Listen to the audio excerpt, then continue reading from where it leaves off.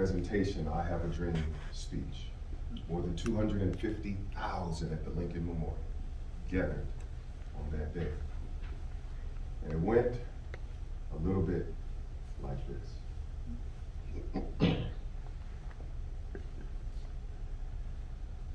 50 years ago, a great American in whose symbolic shadow we stand today signed the Emancipation Proclamation. This momentous decree came as a great beacon light of hope to the millions of Negro slaves that had been seared in the withering flames of injustice. It came as a joyous daybreak to end the long night of their captivity. But 100 years later, the Negro still is not free. 100 years later, the life of the Negro is still sadly crippled by the manacles of segregation and the chains of discrimination. 100 years later, the Negro lives on a lonely island of poverty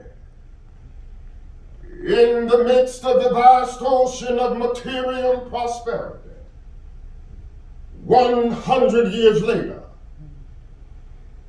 the life of the Negro is still languished in the corners of American society, and he finds himself in exile in his own land. So we've come here today to dramatize a very shameful condition.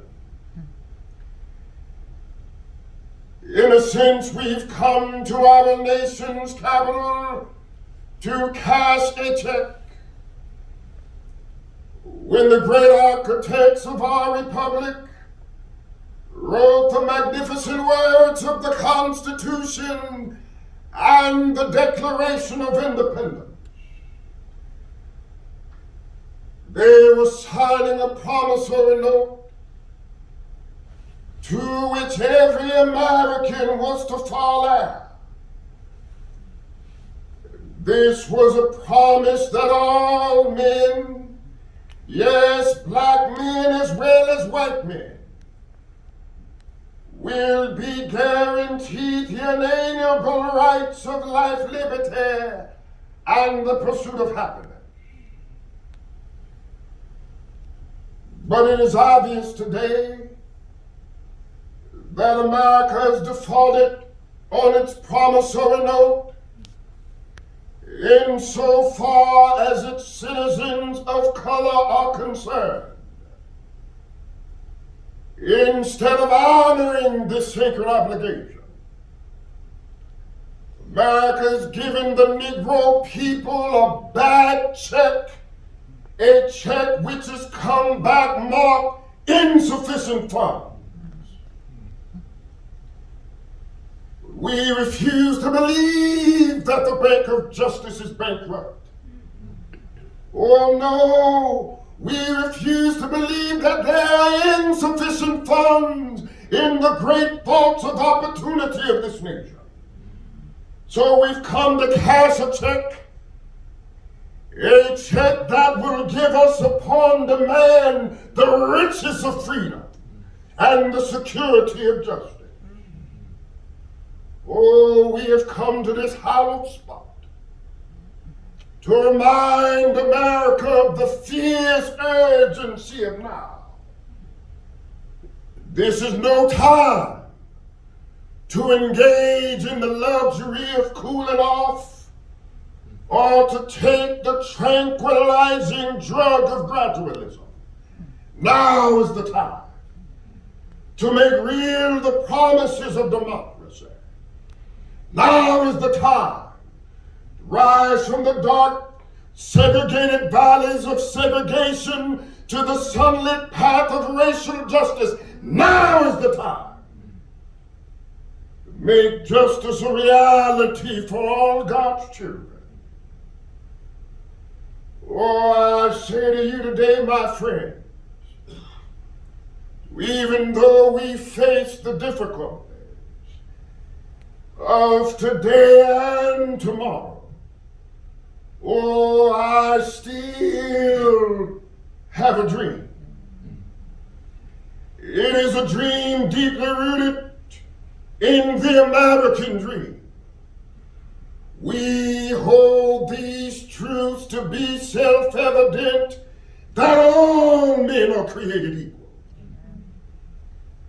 I have a dream that one day on the red hills of Georgia, sons of former slaves and the sons of former slave owners one day be able to sit down together at the table of justice. I have a dream that one day the state of Mississippi, a state sweltering with the heat of injustice, sweltering with the heat of oppression, one day be transformed into an oasis of freedom and justice. I have a dream today. I have a dream that down in Alabama, with its vicious racist, with its governor having his lips dripping with the words of interposition and nullification. Right there in Alabama, little black boys and little black girls one day be able to sit down together with little white boys and little white girls as sisters and brothers. I have a dream today. I have a dream that one day my four little children one day live in a nation where they will not be judged by the color of their skin, but by the content of their character. I have a dream today. I have a dream that every valley will be exalted. Every hill and mountain will be made low. The rough places will be made plain, and the crooked places will be made straight. And the glory of the Lord shall be revealed, and all flesh shall see it together. This is our hope. This is the faith that I go back to the South with. With this faith, we will be able to hew out of the mountain of despair a stone of hope. With this faith, we will be able to work together, to pray together, to struggle together, to go to jail together, to stand up for freedom together, knowing that we will be free one day.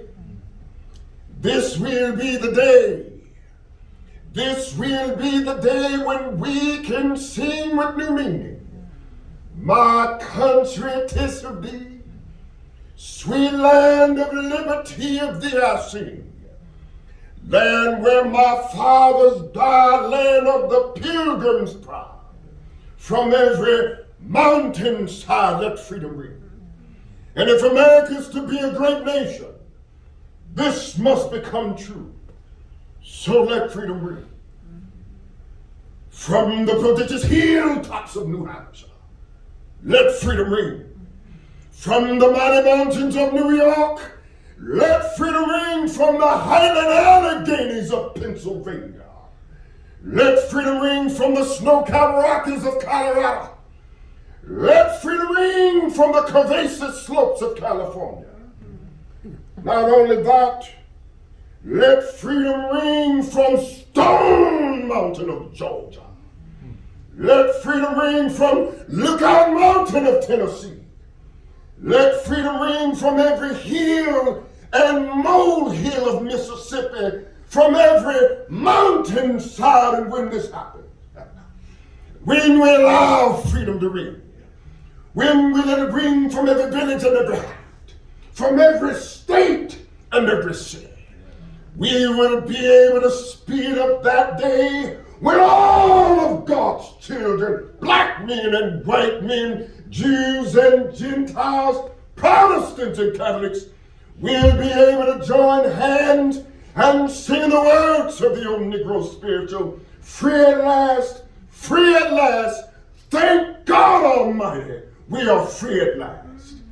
Thank you very much. God bless you.